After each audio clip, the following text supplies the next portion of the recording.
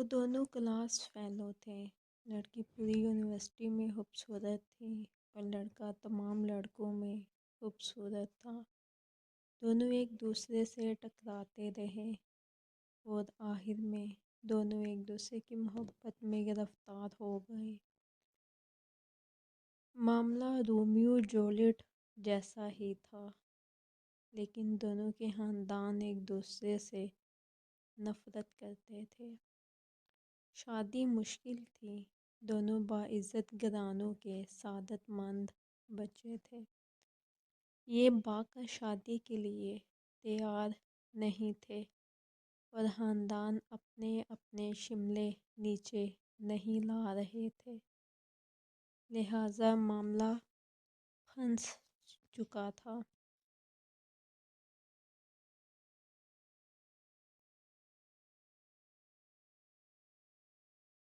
لڑکے اور لڑکی نے پوری زندگی شادی نہ کرنے کا فیصلہ کیا۔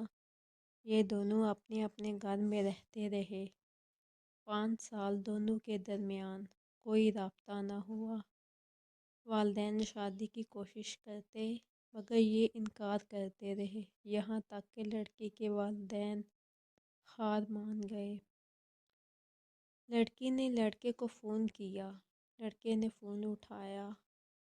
لڑکی کی صرف ہیلو سنی اور کہا، مجھے بتاؤ میں نے بارات لے کر کب آنا ہے؟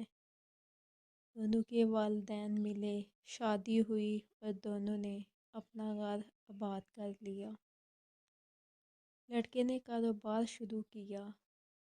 اللہ تعالیٰ نے کرم کیا اور وہ خوشحال ہو گئے۔